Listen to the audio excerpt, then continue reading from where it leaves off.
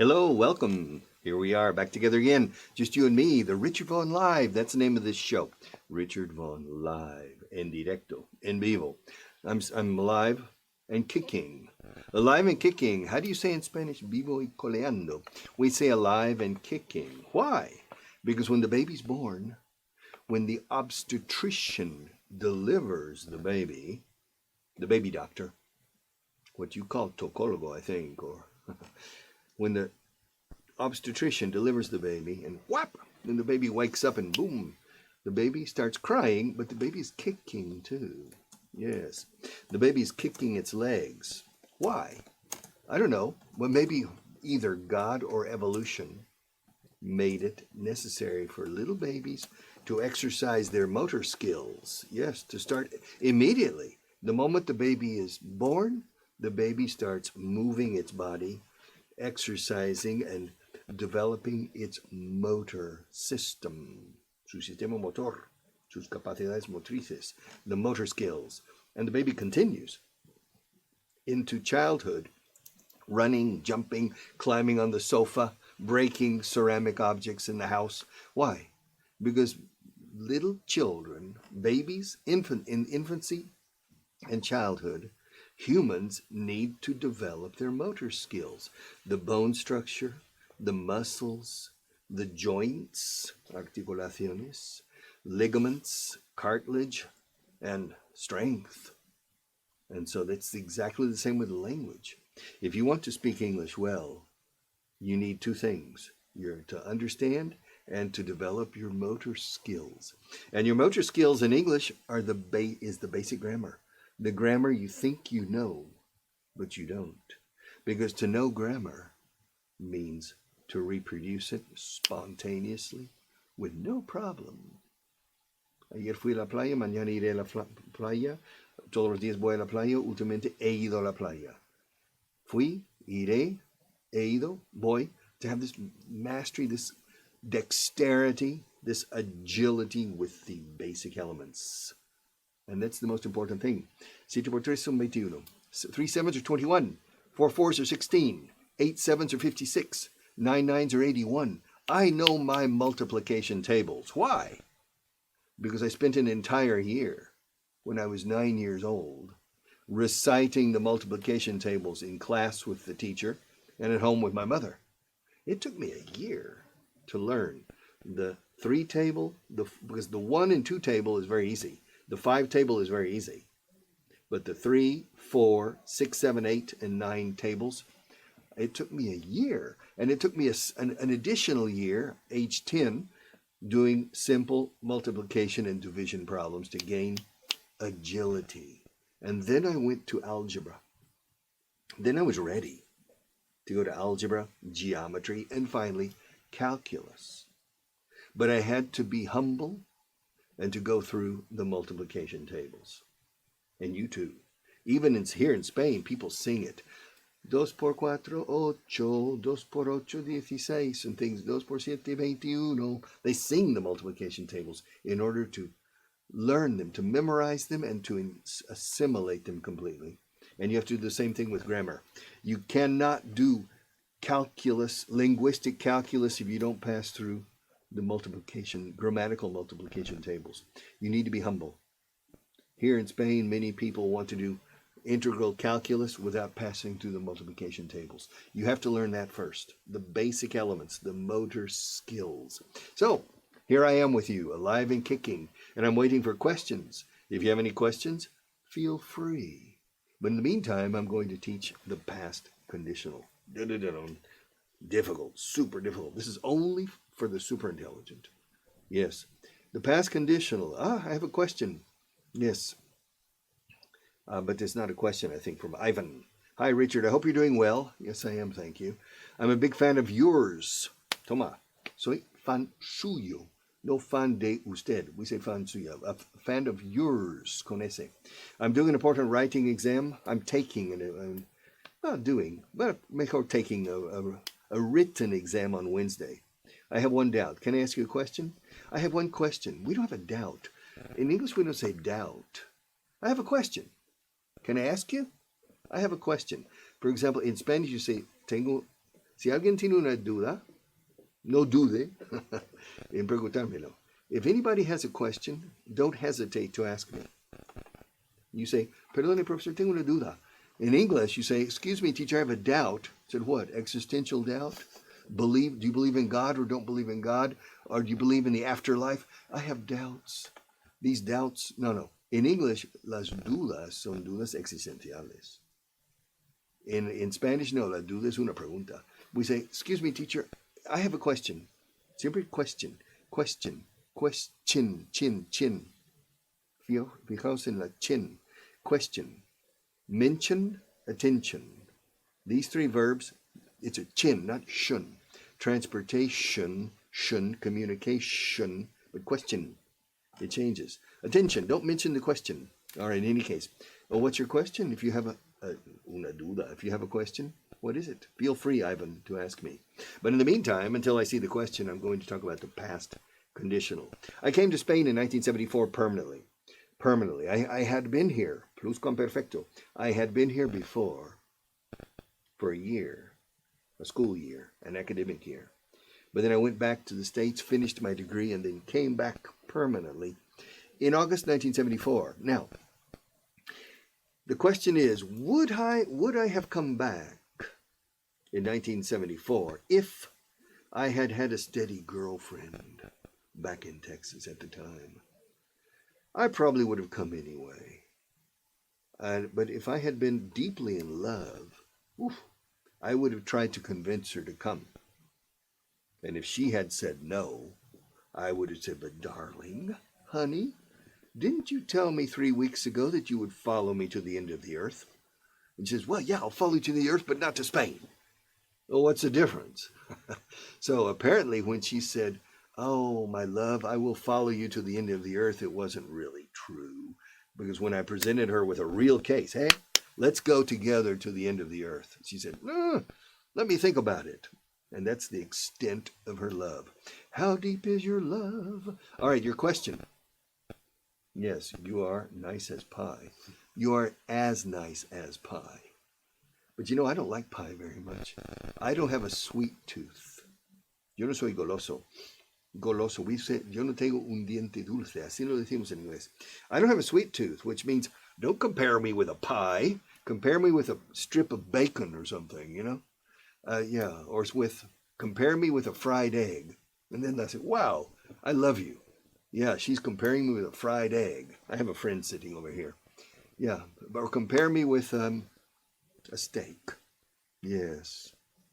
A Texas T-bone or an Argentinian asada de tira. And then you say, wow, okay. Then it's a real piropo. It's a real compliment. But not with a pie. What kind of pie? Lemon meringue pie or a pizza pie. I remember many years ago when pizzas, the Italian pizzas began to predominate. We began to see pizzas in the United States.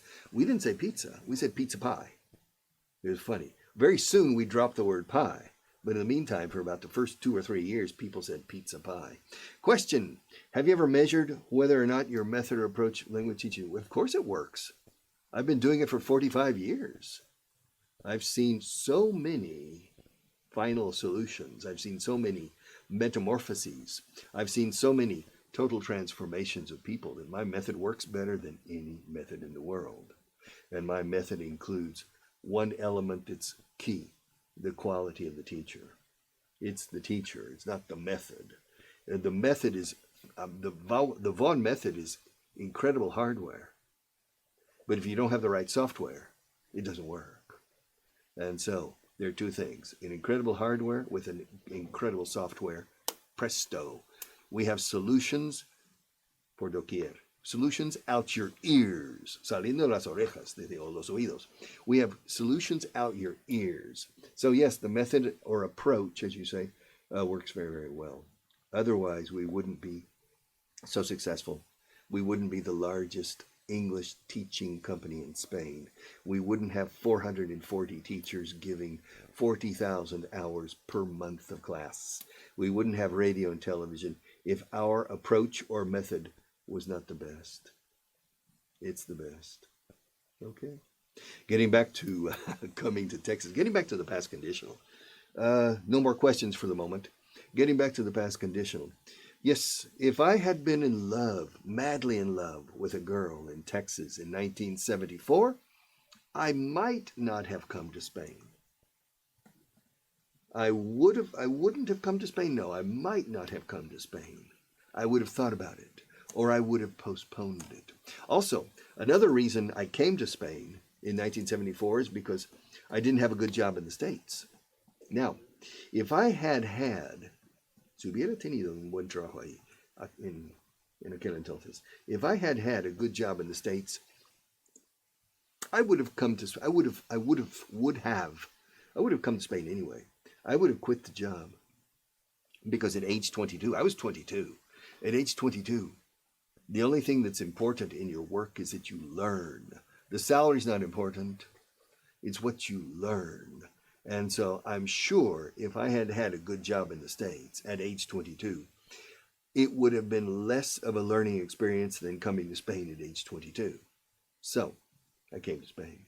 I would have come to Spain anyway, even if I had had a good job in the States. I would have quit the job. I would have left the job to come here. More questions? Yes? No more? Yeah, good morning, friends. What is your question? Okay. Hey, you're not very inquisitive today. Last week you had a lot of questions. This is a very deadbeat type of audience today. Come on, you need to be more. Hello, Richard. Good morning. I have a very specific question. Wow. Learning English is extremely important for practical reasons, eso sí, and can be interesting for cultural reasons too. Aquí too is perfectly correct. Yo diría as well. The balance of the sentence. But you're a native speaker. But what about the health reasons for knowing a second language? It's knowing that people who are bilingual have a sharper brain. And this is true. Learning a second language, especially mastering a second language, mastering a second language after puberty, after your brain has changed. Because at puberty, your brain changes and becomes more analytical, more judgmental, a bit more measuring things. That's your brain. And it's more difficult to learn a language after puberty than before. And so if you manage, despite this handicap of having a more analytical mind, to gain total mastery of a second language from scratch, from zero, from start, you'll be more intelligent. You'll have a sharper mind. So it hones your brain. It sharpens, como sacar punto, afilar, te afila el cerebro, te agudiza la mente. It sharpens your mind. And I remember, I think I spoke about this last week, but I remember that about 7 or 8 years ago, I shared a table. I gave a speech at a university here in Madrid, and I shared the stage with a woman who was a professor of psychiatry in the Universidad Complutense de Madrid, the Complutense University of Madrid, and she showed a very interesting photograph of the human brain of 3 types of people: a person who's monolingual, a person who's bilingual from birth, like my children, and a person who is bilingual having acquired the second language after puberty or as an adult. And it was interesting that the areas of the brain that were shaded were very similar for the monolingual and bilingual people. But the person who learned the second language after puberty was using a different part of his brain. And that means that we're exercising our brain, and our brain will not atrophy. No se atrofia el cerebro. So I think it's very good for your health to learn a second language, mental health, and probably for longevity. I think we have about maybe 1 or 2% of our students here. We have 18,000 students. Maybe 1% or 2% are retired people, and it's very good for them to come here and to use their brain. I imagine it postpones Alzheimer's disease or dementia, I'm sure. More questions. I hope you're doing well, etc. Let's see. Have you ever measured whether... No. Where am I? All right. Let's see. Okay. Richard, that was me, remember? I got through a brain hemorrhage. Okay. Oh, that's Yolanda. Hello, Yolanda. How are you? All right. Yes, I'm writing a Oh, Ivan. Here we are with Ivan again. Ivan, I'm writing a composition right now. By and large, after weighing ups and downs, you're using too many expressions here. All right. In general, okay. By and large, after weighing ups and downs, I genuinely believed in the past that living in a warm place is better than a cold place. Is that correct? How am I supposed to know? Listen, living in a warm place, you can become lethargic. I mean, the more you move into the tropics, the more people say, maybe mañana, estoy estresado, I'm so stressed out, I'll just stay here and rest for a while because I'm an expert at resting. You know, if you go into the colder climates, people have to be active, you know, so they have to be full of formic acid. I mean, like it's like the ant, you know, la hormiga. The ant makes itself illustrious by appearing quite industrious, right?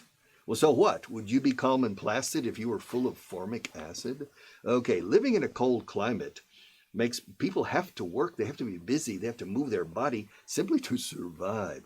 And that's interesting because you see that most of the countries that are very advanced economically, the United States, Canada, Sweden, Norway, Denmark, Germany, Belgium, the Netherlands, Great Britain, these are in cold climates. And they took on the Protestant Reformation, changing Catholicism to adapt it more to the work ethic of the North. Because it's not that the people in the North are better workers. They simply have no choice but to work.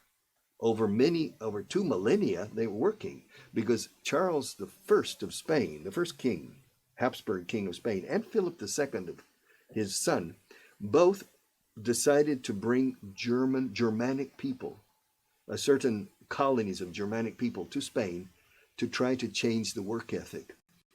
And the second generation was the same as the Spaniards. It was the climate.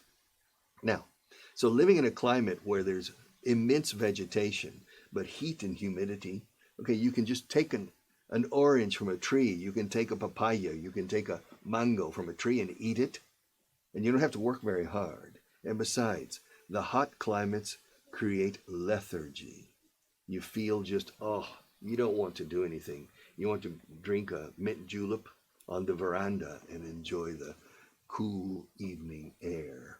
But nevertheless, I enjoy hot climates more. If I had to live all my life in a country in which the temperature is always 36 degrees, or to live all my life in a country in which the temperature is always zero, it's a tough question because when it's cold, you can protect yourself. But when it's hot, only inside with air conditioning. Outside, you have to bear the heat. That's a good question. Which would you rather live in? A country in which the temperature is always 36 or a country in which the temperature is always zero? You decide. More questions. Where are we? Where are we? Okay. Let's see. Thank you for everything is one word, eh? Thank you for everything you do for teaching English. Well, thank you. I enjoy it. Claudia, that's Dennis Bauta. Claudia, I admire you, Richard. Well, I admire you too, Claudia. Your method has helped me a lot. A big Hugo from Argentina. Sería a big hug, ¿no? Un gran abrazo desde Argentina. Pero dice Hugo, a lo mejor a propósito. Maybe. I don't know. Do you say, is that a mistake? Sometimes when you're typing and you put hug, if the Spanish dictionary puts Hugo, all right?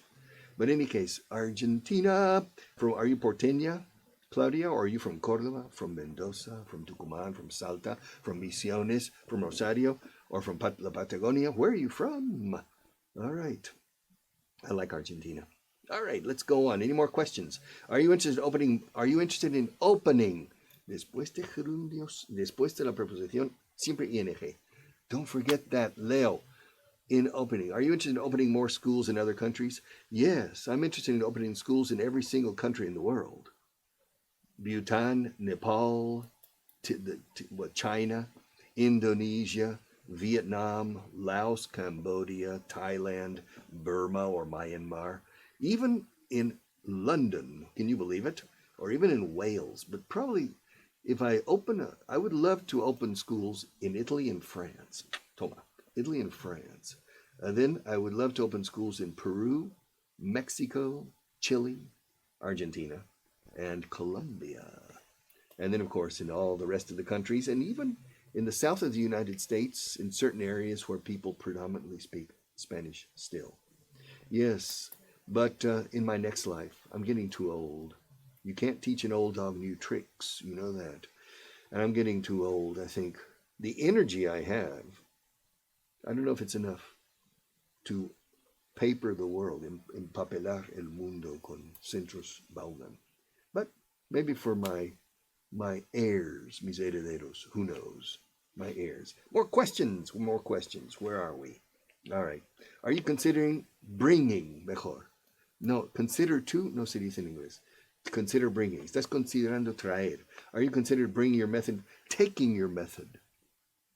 Bringing, I can, from your point of view, for example, if you live in Colombia, for example, you would say, Richard, are you considering bringing your method to Colombia? Because from your perspective, it's bringing. From my perspective, it's taking. Yes, I'm considering taking my method to other countries. Right now, we have about 10 books, 10 English learning books circulating in Mexico. And once a year, we send an entire ship container to Mexico with books. Also, we will be beginning this month or next, September, October, in Lima.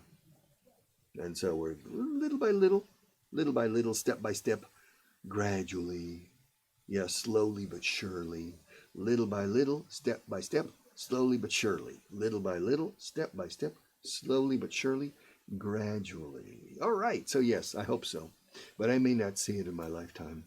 I'm reaching the end of my life. I'm in the autumn of the year. Yes, and now the days are short. I'm in the autumn of the year. But when I look back on life like vintage wine, from fine old kegs, from the brim to the dregs, it poured sweet and clear. It was a very good year. Frank Sinatra. All right, beautiful song. It's called It Was a Very Good Year. I would recommend that you go into YouTube and put Sinatra, It Was a Very Good Year. It's an extremely nostalgic song. One of the most nostalgic songs you can hear, especially for people my age. Oh, you get nostalgic. More questions. No more. All right. Claudia Porteña, you're from Buenos Aires. Pues yo voy a ir a Buenos Aires algún día de estos. Yo nunca he estado en Argentina. And I'm sad. I'm ashamed. I bring without.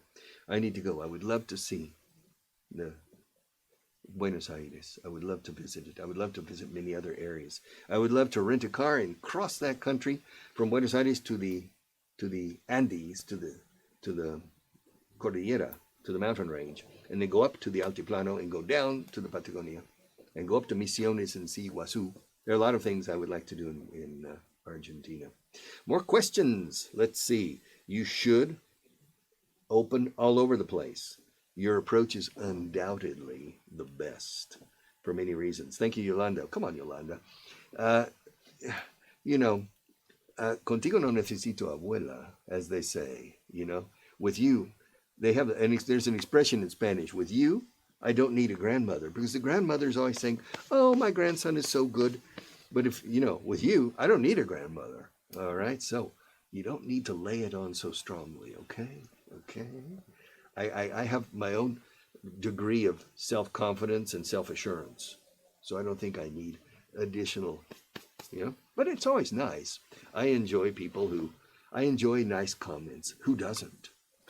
But I realized a long time ago the extent of my vanity, and I'm not very vain, less than I thought, because I always thought someday I'll be famous. And when I became famous, I got tired of it in 2 months. I said no. And now when I go outside, I wear a baseball cap and sunglasses so that people don't recognize me.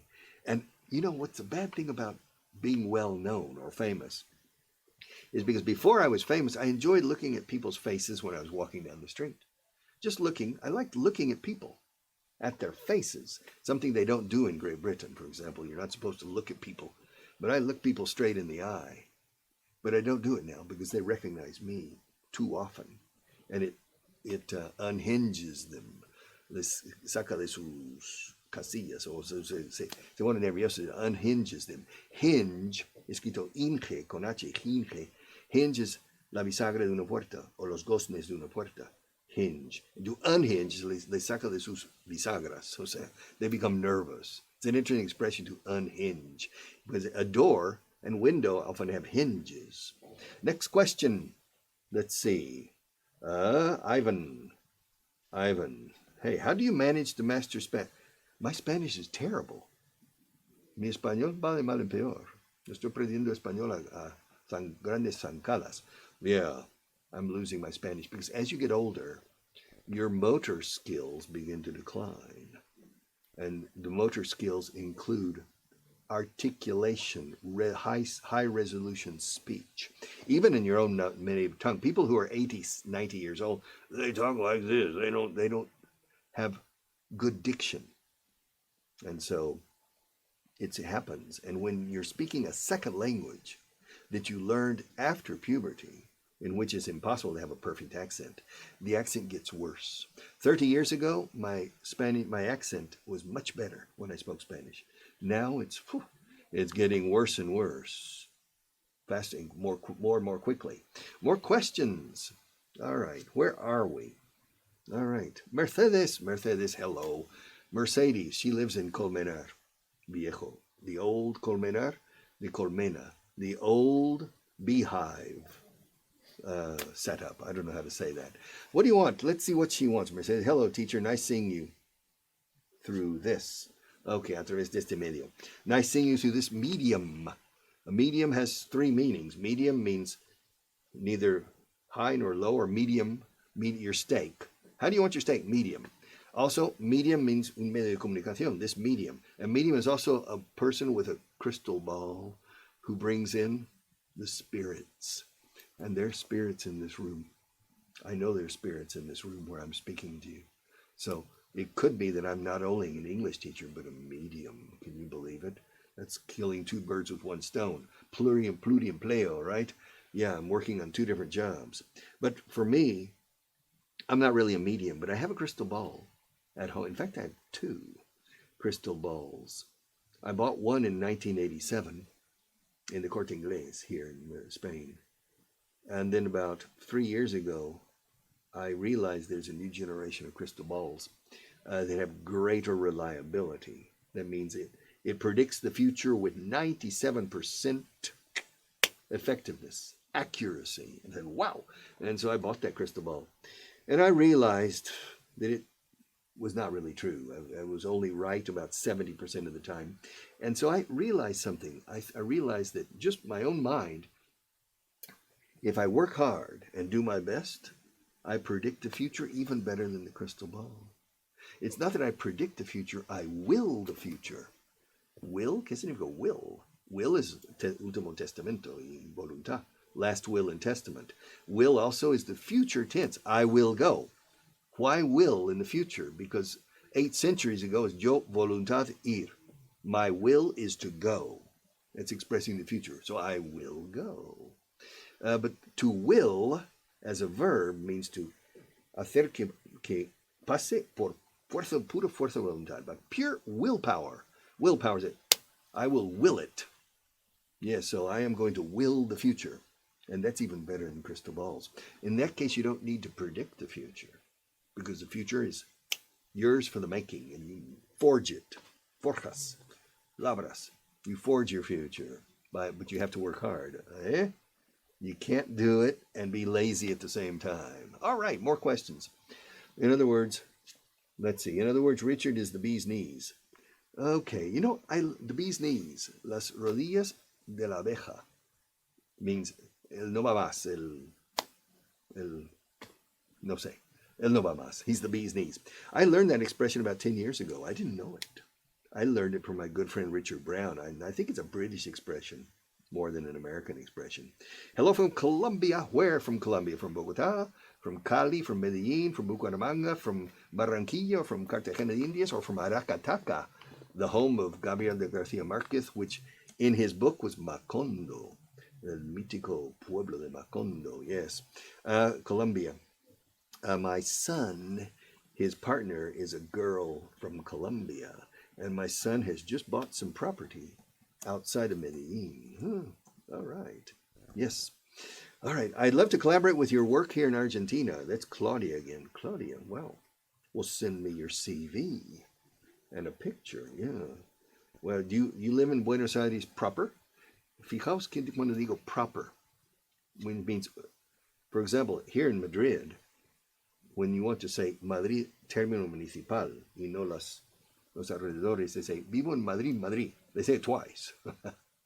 But I imagine you don't say vivo en Buenos Aires, Buenos Aires. But we say in English, I live in Manchester proper, I live in Houston proper, which means the city limits of the city and not the surrounding area, the outskirts, the suburbs, etc. All right, where are we? But Claudia, hey, send something. How many hours a day do you recommend to study every day? 10. The more the better. Well, no, really. If you really want to learn English, I recommend that you devote full time. Get the problem out of the way. Saca la espina que tienes clavada. Quítalo en medio ahora. Because if you don't, you'll drag the problem for the rest of your life. So when you say how many hours a day to study, first of all, I don't like the word study. Study gives the idea of school study, homework, and it's very tedious and very boring. How many hours a day should I devote attention to the English language? I would recommend 10 hours a day for the next 300 days. And then problem solved. And I recommend especially YouTube or audio or video interviews. And YouTube the internet can give you everything you need, except you can't speak to the computer. You can recite sentences, but I recommend as many hours as possible. Of course, there's the law of diminishing returns. And the law of diminishing returns. In Spanish, I think you would say la ley de los rendimientos, or la ley de rendimientos decrecientes, which means, for example, if you love bananas, my favorite food is bananas. I love bananas. And so I give you a banana, and you eat the banana. And then I give you another. You eat another banana. And then I give you another. Banana's good, yeah. After 4 bananas, yeah, it's a good banana. After banana number 5, it just doesn't, we say retornos decrecientes or rendimientos decrecientes. That's the law of diminishing returns. So you know that after 6 hours of study, hour number 7 is not as productive as hour number 6. Hour number 8 is not as productive as hour number 7. But still, there's a degree of productivity. So, no, I recommend that you study as much as possible. Understanding the word study as dedication, attention to the language, but especially listening comprehension, especially this. You must gain a perfect ability to understand first time, every time. First time, every time. Meanings and nuances. Meanings and nuances. Significados y matices. For example, for me in Spain, when I came to Spain and the person said, menudo problema, I thought it was a small problem. But of course, here in Spain, menudo problema means a big problem. These are nuances that we need to know. More questions. Where are we? Roberto. Okay, Mr. Vaughan, ¿qué piensas del lenguaje espaciado y del sistema fonetico? I don't know what lenguaje espaciado is. I've never heard of it. So, I've been 45 years in this business and I've been able to live happily without lenguaje espaciado. Y el sistema fonético internacional, no, I don't like it because very few people know how to read. I'm understanding the symbols. If you're referring to the symbols they use for correct pronunciation, first, in order to benefit from those symbols, we need to understand the symbols. And I cannot read the phonetic alphabet. And I've never needed to. And I don't agree with it. It deviates from the goal. The goal is simply speak. Don't worry about your pronunciation. Don't worry about it. Yo puedo empezar a pronunciar como un americano y me vas a entender perfectamente. Yo puedo, con este tipo de acento, yo puedo negociar un contrato millonario sin ningún problema. So it's the pronunciation, of course. Try to pronounce as well as possible, of course, but it's not the priority. The priority is understanding others first And second, agility with the basic grammar. But if you spend time on pronunciation, it's a bad use of your time. It can become counterproductive. You're losing sight. Perder de vista is to lose sight. You're losing sight of the essential questions that must be solved. Understanding? And the grammar, the basic grammar, which is 90% of everything we say, is you have it. You have it.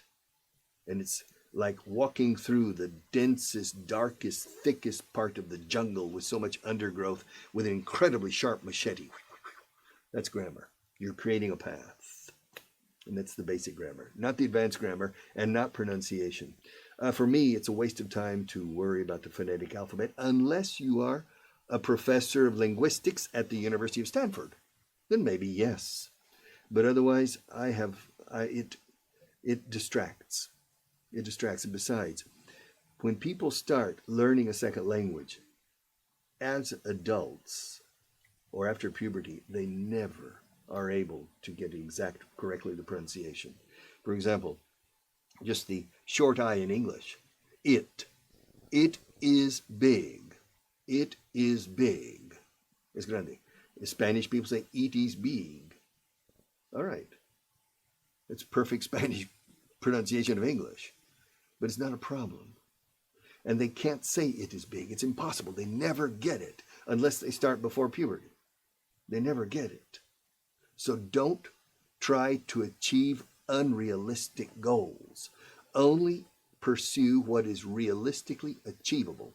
Lo que es alcanzable siendo realista. Lo realistamente conseguible, decimos en inglés. Realistically achievable.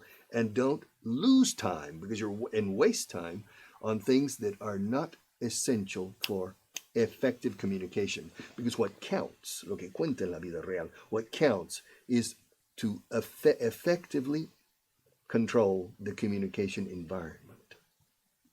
Not to speak English perfectly. That's not the goal. The goal is to be able to control communication environments and situations. And you can be you can exercise perfect control of the communication environment with imperfect speech. But you need a perfect ear. So remember this. You need self-confidence, but of course you need to be intelligent and to know your subject. You need to be prepared. You need to know your subject, and it helps to be intelligent, and then to have a perfect ear. This, yes. And then with imperfect speech, you can get by. If I take you to the United Nations in New York City, or to Brussels, to the European headquarters in Brussels, you will hear so many interesting accents and mistakes. You see, the Italian delegation in New York. Yes, I believe that if we open this pin and look at it this way, we can put it back together like this, and it works. Okay, fine. But they negotiate contracts successfully with an Italian accent. And this German accent, if we remove it like this and put it back this way, it will work. It will work this way, and it will work with your left hand. Fine. And the French, if we put it in our right hand, it will work as well as with the left hand. Okay, fine. It doesn't matter. In fact, having an accent is an advantage. For me, when I speak Spanish in public here, people pay more attention because it's strange for them to hear the richness of my speech with the accent. No cuadra. And it's something that's strange for them, and so they pay even more attention to me probably than if I'm speaking with a perfect Castilian accent. And so don't worry about your accent. And I would say don't worry about the Sistema Fonético Internacional. Just worry about understanding other people when they speak and mastering orally, verbally, the basic grammar. More questions, Mr. Vaughan. How many languages do you speak? I speak 4 languages. I answered this 2 weeks ago. I speak 4 languages. I speak English, Spanish, French, and classroom English. And classroom English is different from English, or different than English, or different to English. My British friends say classroom English is different to normal English. And it's true, because in the classroom, we speak high-resolution English. And so it's not what the student needs in the ear, but it's impossible. Listening comprehension has to be achieved outside of the classroom, not in the classroom. in the classroom is for two reasons: consolidation of agility with basic grammar and motivation and inspiration, but only if the teacher's outstanding. If you have a bad teacher, stop the class, quit, leave the school if the teacher's bad. If you're not really happy with the teacher, wow, que pedazo de profesor, me encanta, I love this teacher. If you don't have that reaction, change. Because learning English is tough. Learning Spanish, learning German, learning French is tough. And you need to be inspired. You need to be motivated. And if the teacher's not very good, it's not going to happen.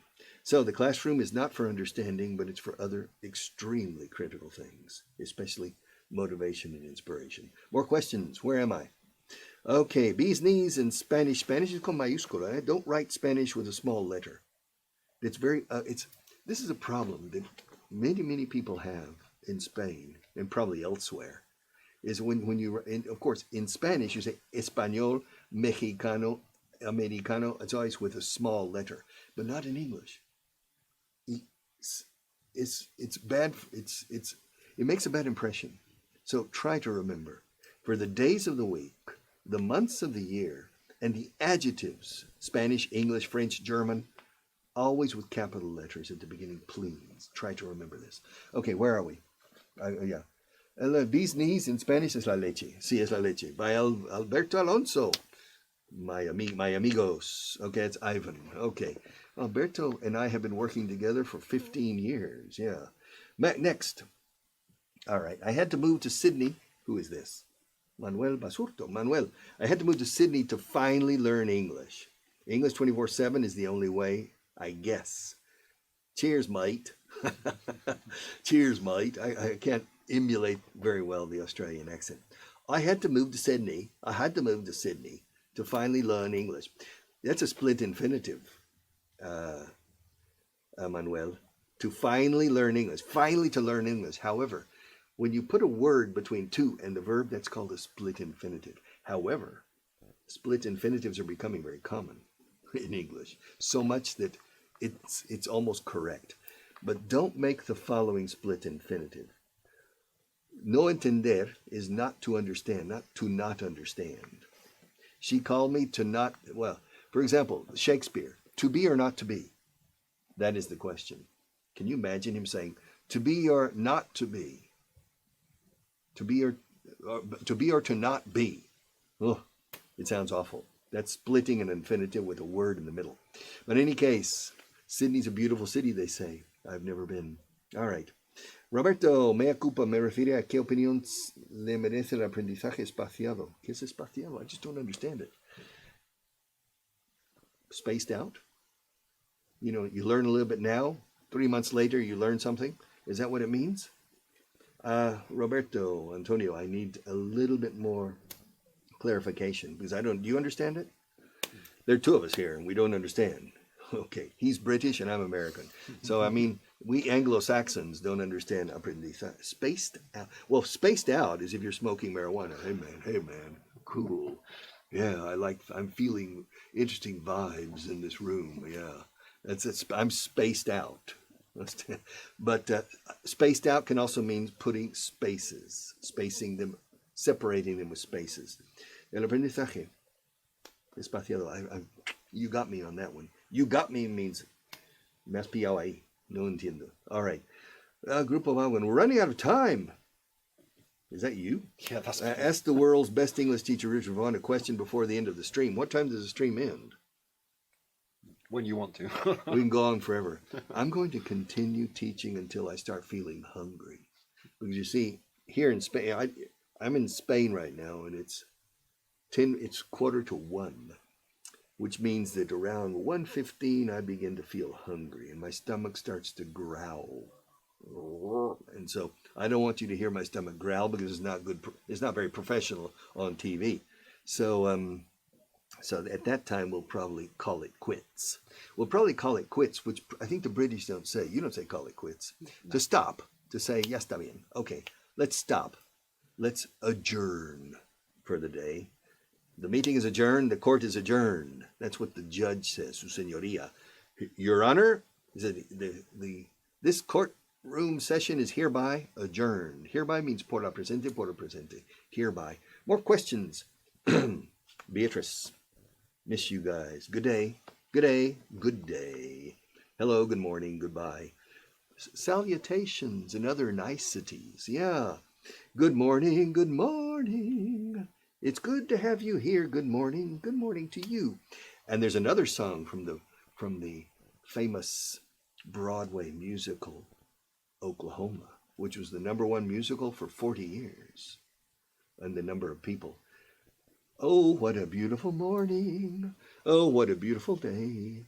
I've got a beautiful feeling. Everything's going my way. The expression everything's going my way means, the circumstances are accompanying me positively and opening a path for me. Se me abre un sendero positivo. Is opening a path for me. Optimism. Optimism is much better than pessimism. I mean, people say to me, Richard, optimism, to preach, predicar el optimismo, preach optimism. Come on, be realistic. And I said, what do you mean be realistic? Yeah. I mean, okay, I'll give you a choice. I'll go to the favelas in Rio de Janeiro, and with a big megaphone, I will shout, sed optimistas, be optimistic, be optimistic. And you'll say, you're crazy, Richard. Well, the alternative is saying, sed pesimistas, be pessimistic, be pessimistic. It's even worse. So if you're going to preach optimism or pessimism, preach optimism. Because realism is what's real. And it's interesting, when I came to Spain, and even today, when a Spanish friend of mine or acquaintance, I see a Spanish, and I say, anda Pablo, no seas tan pesimista. Come on, Pablo, don't be so pessimistic. Invariably, he responds, hombre, no soy pesimista, soy realista. And he says, man, I'm not pessimistic, I'm realistic. And don't equate pessimism with realism. What's real is real. What's pessimistic is your problem. And what's real is, I'm talking to you now, having a good time, and that's real. This is realistic. Or when you wake up on a autumn day and you can see the first snows in the mountains north of Madrid, wow. Or when it's drizzling and it's a fresh drizzle and a nice, and that's realistic too. That's realism. Realism should not be equated with negativity or pessimism. That's very common in Spain, eh? Hombre, no, yo no soy realista, yo no soy pesimista, soy realista. As if lo real fuera malo o equiparable al pesimismo. All right, let's go on. Where are we? It's time for the branch. What's the branch? It's time for brunch. Well, first of all, it could be a branch. Maybe he wants a branch office, una delegación.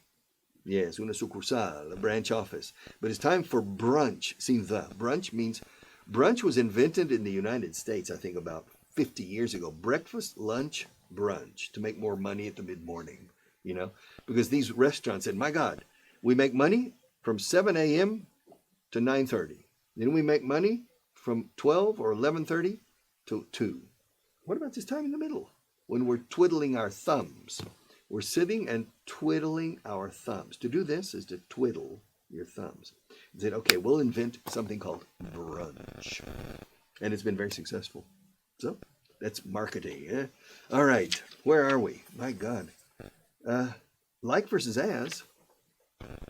You're kidding. I work as a teacher. I work like a slave. ¿Qué soy? ¿Profesor o soy esclavo? Ahora, trabajo como profesor. Ahora, trabajo como un esclavo, como si lo fuera. Like means como si fuera. As es que lo soy. You understand? As and like. Now, there are other areas where it's a bit more complicated. Yeah, do it like I do it. Do it as I do it. Don't worry about that. Use either one. Use either one. Many years ago, use either one. The only time there's a true, I think, like means similar to. As es que lo es. Do it as I do it. Means hazlo tal y como lo hago yo. Do it as I do it. Do it like I do it means hazlo similar a como lo hago yo. There's a slight difference, but it's not important. But it is important when you say, yo trabajo de médico, trabajo como médico, trabajo como abogado, trabajo de profesor. I work as, nunca like. Suena gracioso. I work like a teacher. ¿Cómo que trabajas como si fueras un profesor? No eres profesor. Yeah, do you understand? Now, in the 1960s, there was a very popular commercial on television about Winston cigarettes. And the song that went with it, the jingle was, Winston tastes good like a cigarette should. Winston tastes good like a cigarette should. And the grammarians and grammaticians, I don't know which is correct, the grammarians wrote letters to the advertising agency. That's bad English. You're teaching the American people and the children bad English.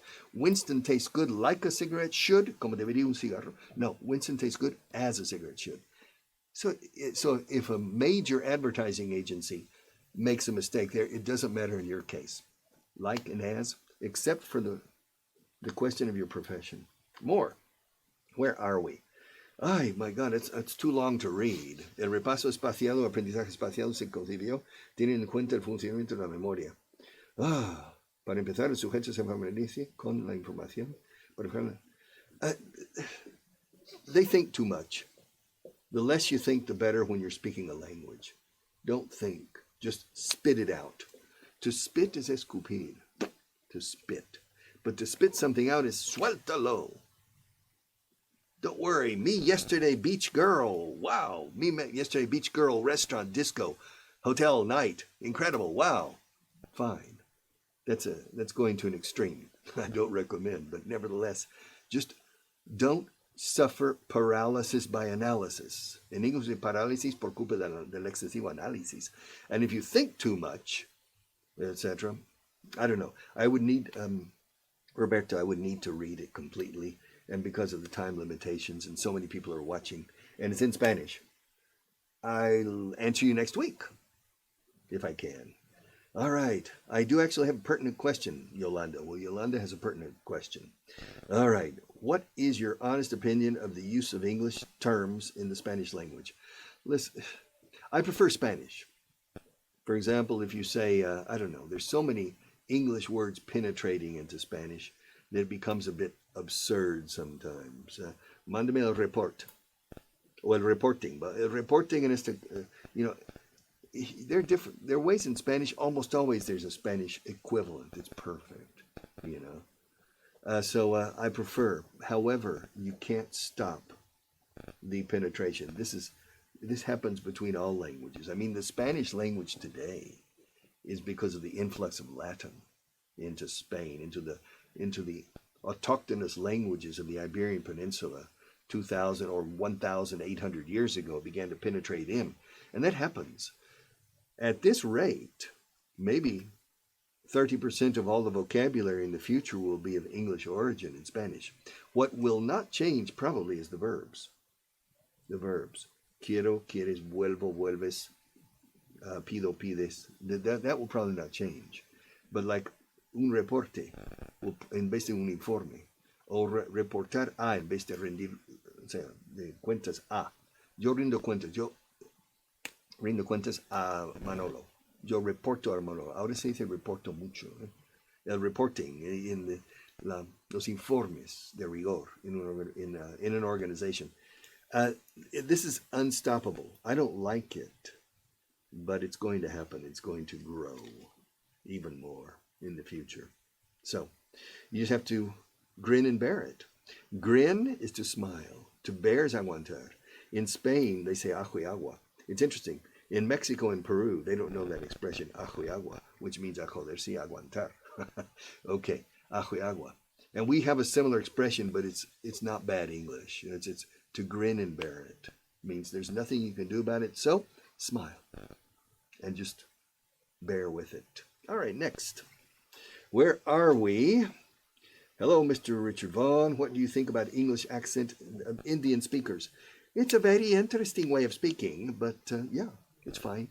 Look, nowadays, the people from India, I mean, the way they speak English is considered a native accent now. Because so many of the 1.3 billion people in India there are at least 100 million or 200 million. That's a lot of people who speak English beautifully, perfectly. They speak and they understand perfectly. So their accent is considered the same as a Bolivian accent, an Argentinian accent, a Mexican accent, a Basque accent, an Andalusian accent, or a Catalan accent. Basically, the accent in India is considered now a native accent. It's a bit strange. It's quite a bit different. But if you go to Glasgow, Newcastle, Yorkshire, Texas, Georgia, Brooklyn, the Bronx, Perth, Australia, or Christchurch, New Zealand, which is Christ Church, Iglesia Cristo, and you can't understand them when they say, "Oh, I'm from Christchurch." Where? Christchurch. Or I'm from Toronto. Toronto. Un trono. De rey. Toronto. That's Toronto, hombre. And I'm from Atlanta. Atlanta? Yeah, Atlanta, Georgia. Oh, Atlanta. Toma. So what's the difference between a person in Bombay or in Calcutta speaking good English, perfect diction and perfect grammar? It's simply a new accent accepted into the mainstream of English accents. So let's accept it. Next one. Now, where are we? Hola, Richard. De. All right. I can't understand what you're saying. Let's see. This one. De. Win directo.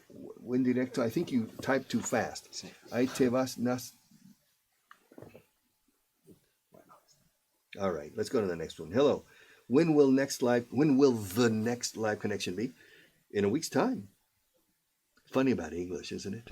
In a week's time. And it's also correct in a week. You know, we can say in a week. Why do we say in a week's time? Hell if I know. I really don't know. When we say in a week's time, it's very common. De aquí a una semana. In una semana. In a week's time, or in next week, next Monday. Same time, same place. So I expect you to be there. Eh? Okay. Next one. People work like slaves when they hate their job. But if you like your job, if you love your job, you work as a teacher, like Richard, the best teacher, the most intelligent person I've ever met. Beatrice. Tampoco necesito abuela contigo, Beatrice. Thank you very much, but I'm not the most intelligent person in the world. I'm a bit naive, a bit innocent. I need to, but no way. The best teacher? No, there are better teachers in this organization than me. Eh? There are. We have some incredible teachers. One of the best teachers we have, and one of the best teachers in the history of this company, is from Belarus, from Minsk, the capital of Belarus. Bielorussa is very, very attractive as well. But she is the students are absolutely terrified, but they love her. All right. It's kind of a strange chemical mix. But I put on my white lab coat. I go down to the laboratory. The British say, laboratory, the laboratory. And I start mixing test tubes. Beauty with power and hardcore fighting skills. And then I have the Irina from Belarusia. All right. So the teacher has to be outstanding. And I'm not the most intelligent person in the world. What city or zone do you consider where English is best spoken? Wherever you find cultured, well-educated people. You can go to Edinburgh. You can go to Cardiff. You can go to London. You can go to Southampton. You can go to Boston. You can go to Omaha, Nebraska. You can go to Spokane, Washington. You can go to Weed, California in the north, or Needles, California in the south. You can go to Alice Springs in the middle of Australia, or you can go to Wellington in New Zealand, or to Durban in South Africa. If you meet people who are well educated and intelligent, they articulate their speech in a beautiful way. It's the same in Spanish. I have found people in the south of Texas who speak beautiful Spanish because they speak in a very good way. They articulate their speech and their ideas very well. I've met people in Peru who speak beautiful Spanish. Of course, I've met people in Spain, in Andalusia, in the Basque Country, in Cantabria, in Galicia, in Catalonia, who speak beautiful, beautiful Spanish. So it's not a question of what's the best accent, because this is very relative. I remember a person from Australia that was sitting next to me on a bus going from London to Edinburgh, long trip. And he said, you know what I like about we Aussies, we speak accentless English. He said the Aussies speak accentless English. My God, I would need a very sharp knife to cut that accent, you know. And so it's all relative. People in Latin America don't like Castilian Spanish because that's tough, rude. Oh, yo quiero ir, yo no voy a ir hasta que no me, whatever. And it sounds rude, rudo. It sounds rough, coarse. And of course, the opposite. They hear the people there, ay, qué linda eres, qué linda es tu hermana. Or in the Caribbean, el ritmo joven de la gente. Okay, and so it's all relative. For if you grow up in Cuba, that sounds like the best type of Spanish. If you grow up in Valladolid or Zamora or Salamanca, that sounds like the best type of Spanish. It's all relative. For me, the Texas accent sounds just right, just fine to me. I mean, that sounds like the way you're supposed to talk, the right way, the way we do in Texas. I sure do like your new dress. It looks awfully pretty today. You do look awfully pretty. And okay, I'm exaggerating, but still, it doesn't matter, the accent. Choose the accent that's the easiest for you to emulate and go that way. All right, next. Where are we? Can I ask you a personal question? Well, it depends. I don't answer every personal question. What do you think about past lives? They were fantastic. My father's life was fantastic. My mother's, Julius Caesar's past life, Hirohito's past life, and even Ramses II's past life. What do I think about past lives? Well, past lives, they had their moment on the stage. It's not their moment, it's my moment. My hour on the stage, for me to strut and fret my hour upon the stage. And the only person who's watching is the board, the guy with the lighting technician. He has to turn on the lights when it's my hour to strut and fret on the stage, and then I'm heard no more, and I'm gone. And within 3 generations, I'm forgotten completely. My children will remember me. My grandchildren will remember me. My great-grandchildren will know about me from what people say. But my great-great-grandchildren may not know. And my great-great-great-great-grandchildren, I'm a drop in the Pacific Ocean that is totally diluted. And before me, these people, there are billions of people who have already passed through the stage with all the lights, and there are a billion people waiting. But now it's my turn on the stage. Huh? And so, what is my existential decision here?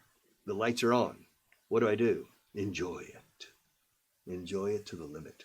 So past lives, I hope they have enjoyed life to the limit, although past lives had more limitations, because in the past, the world was worse.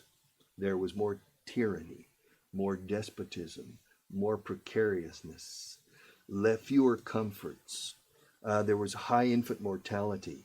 That most people could not read or write. They were illiterate. Kings and despots were covering all of the world. Lifespan, the life expectancy was quite short. Life was very hard.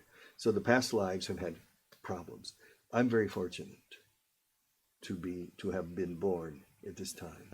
And the people in the future, in my opinion, are even more fortunate, because my opinion is that material life will continue to improve and the precariousness of life will continue to decline.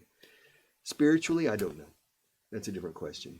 But materially and in security and safety, I think it will improve, only improve. So the people who are waiting for their moment on the stage, they have it better than I did. And I have it much better than the people even 100 years ago. Jules Verne, Julio Verne, Jules Verne, who wrote these futuristic novels in the second half of the 19th century. If he came here today, he would need tranquilizers to assimilate everything, even running water. You walk into your kitchen, you turn on the water, hot water, cold water. Jules Verne would say, Jesus Christ, wow, it's incredible. You go into the shower, like Niagara Falls sometimes. The water pressure is usually very good. Hot water, cold water, shampoos. He would just freak out. Cars, crossing the Atlantic in 7 or 8 hours. Come on. You just walk into your room, plop, turn on the light, and you have total illumination. You know, Jules Verne would not be able to easily assimilate what we take for granted today. So we need to be a little bit thankful and to appreciate what engineers and scientists have done.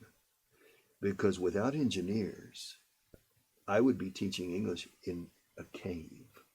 We would be writing poetry in the caves if it weren't for engineers. And engineers say, oh, it's logical. You look at the internal combustion engine, how it works. Yeah, 3,000 revolutions per minute with 4 cylinders. That means each cylinder is doing 800 revolutions, 800 explosions per minute. And if you stick your finger into the cylinder, it's impossible. But if you could, you lose your finger. And that's 800 per minute. That means how many explosions per second?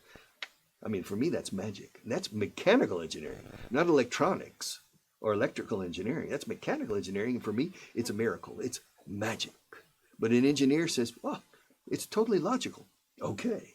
But in any case, my hat is off to engineers and to scientists.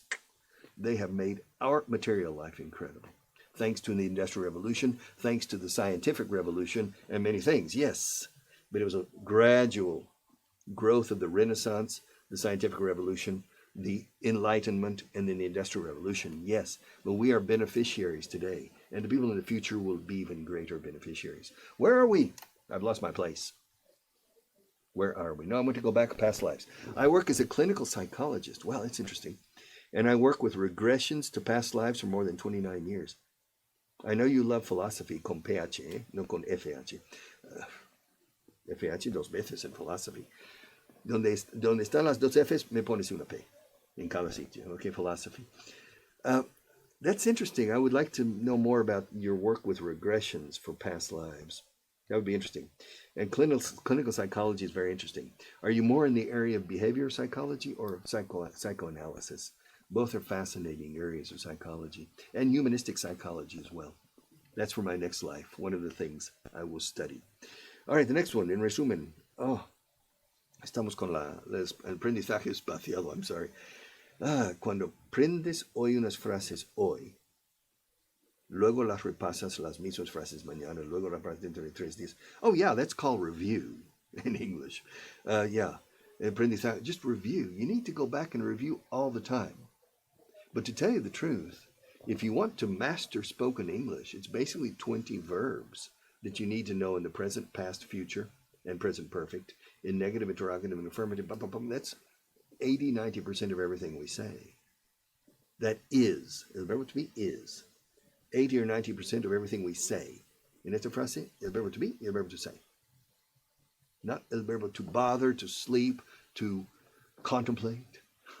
I mean, I say the verb contemplate 3 times a year. I say the verb to be 4 times a minute. So the difference is brutally enormous. So I agree with that. But I don't think you need to worry about rationally spacing out.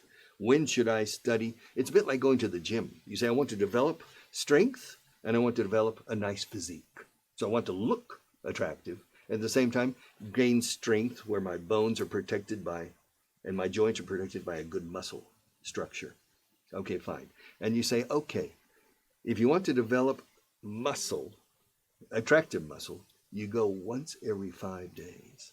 Because when you take a stronger weight, for example, instead of 30 kilos, today 35. Ugh. And of course, you feel it, and your muscles break, and then they rebuild and stronger. And then 5 days later, they're already rebuilt, and you do it again.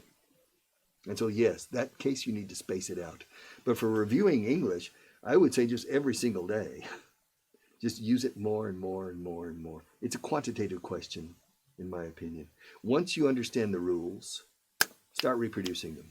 Once you understand the grammatical structure, theoretically, start reciting it like the multiplication tables. 3 por 7, 21. 3 por 8, 24. 3 por 9, 29. 3 por 10, 30. 3 por 11, 33. 3 por 12, 34. 26. Boom. And just say it, bam, bam, bam, bam, bam, bam, bam, bam.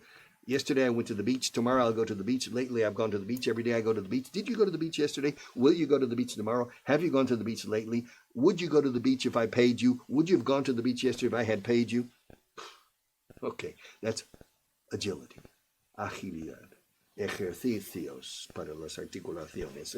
Articular las frases en inglés exige trabajar como un buen profesor de aeróbic.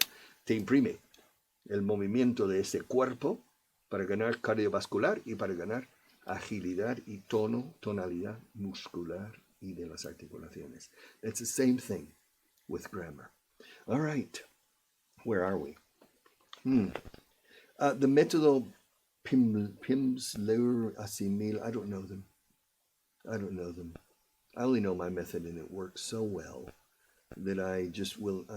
Suena presuntuoso, right? It's a bit pretentious, but my method has worked, and people love what we do. And so I don't need to know other methods. I really don't. And we're famous because of our method. All right, no more questions, Richard, but just one more comment. It's not just your English teaching quality, but the positive vibrations which you give out. Thank you, Yolanda.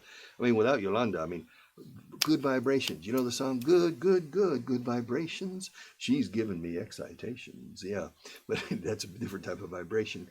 But yes, if you want to help other people, first be happy yourself. That's what we call ethical egoism. Egoísmo ético. Ser egoísta. And because the first person you need to worry about is yourself. That you are balanced mentally and happy. And then you will emanate positive vibrations. But if you worry too much about other people and not about yourself, you will end up living a human drama with black clouds above you, and you will end up emanating negative vibrations. So you first, then the rest. All right? Take care of yourself. Look after yourself. Look out for your own good first.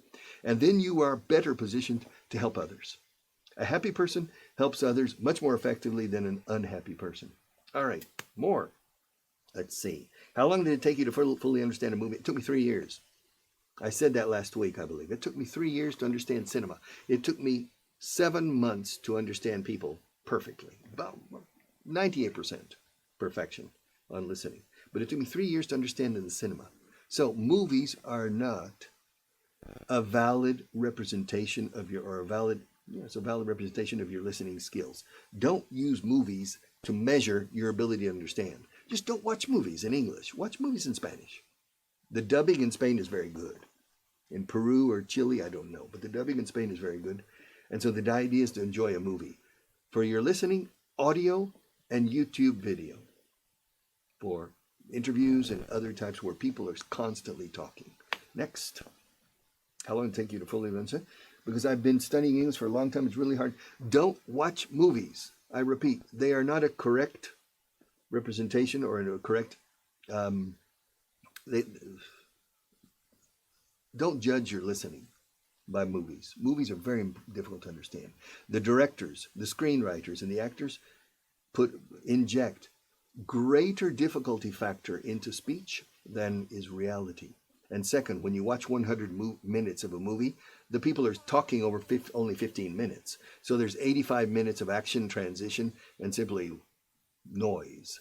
So it's not a very efficient way to learn English. And it's not effective either. Efficient and effective. Don't you know the difference between eficiente y eficaz? Efficient. If there's a fly on the wall, and I want to kill that fly, there are two alternatives. I can take my bazooka, and I destroy the wall, and the fly's dead. It's extremely effective, but it's not very efficient. So, efficient with a spray, but total efficiency, sometimes you don't gain effectiveness.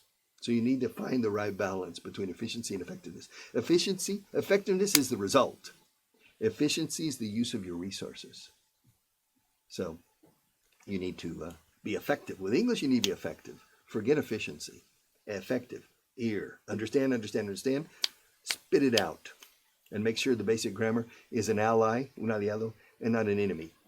Well, I'm getting hungry. Let's see. No more questions. If you're going to ask a question, stop. Where are we now? It's the last one. Hello, Richard. That's from Jason. Claudia, my favorite Argentinian. Miss Argentina. Yes, thank you, Richard, for your time. I made many typing mistakes. Sorry. Well, I don't remember. Typing mistakes, typos, yeah, but it doesn't matter. Well, it does if you're writing a formal letter or a formal email, yes. Don't make typing mistakes. A lot of people make typing mistakes because they're they don't pay attention.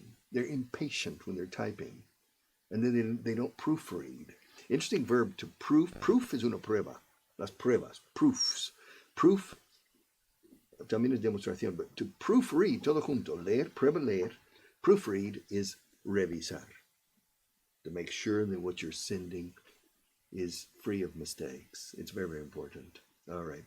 One more. This is the last one from Beatrice. Beatrice.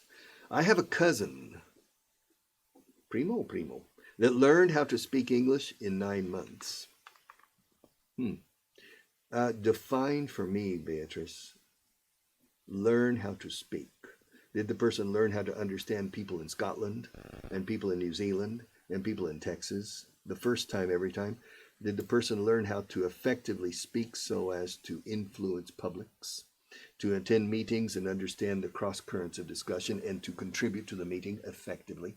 That requires more than just learning how to speak. I mean, je peux parler français un peu.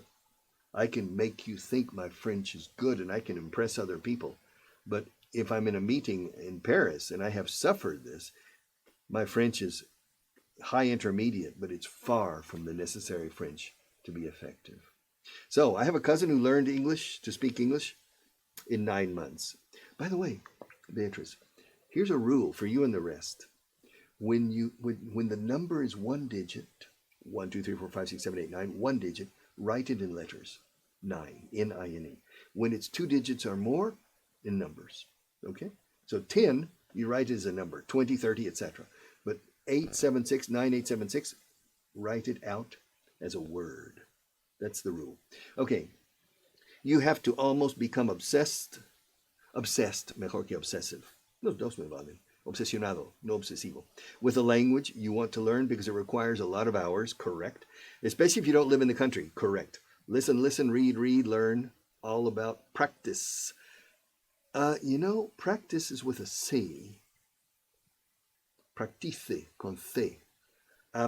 However, in Great Britain, I believe that as a verb, practicar, they use an S. Is that correct? But also as a noun? No. As a noun, practica. Practica is in US and in the UK, it's the same, with a C. But in the UK, as a verb, they put an S. Like advise, advice, they say practice, practice. In the US, we put a C in both cases. All right. He spoke. He can communicate, not well like a native, but communicate. Beatrice. He spoke. He can speak. He can communicate, comma, not too well, not as well as a native, but he can communicate. All right. I'm going to make a discreet exit. I'm going to say goodbye. I'll be back next Monday. It's Monday the 9th, I believe. Monday the 9th. So tune in. The more, the better. Answering your questions. Although I would like to have a little bit more time to teach certain elements of the language as well. So I may, next week, play around with the idea of stopping at a certain point, spending 10 minutes commenting on an interesting aspect of grammar or vocabulary or expressions, and then come back with questions. All right. The Past Lives Therapy, spiritual aspect of being a human to achieve health. Spiritual is very, very important. To be spiritually happy, whether it's a religious spirituality or a non-religious spirituality, is also one of the most important elements in happiness and, in my opinion, for longevity as well. Thank you very much, everybody. No more questions. It's been a real pleasure.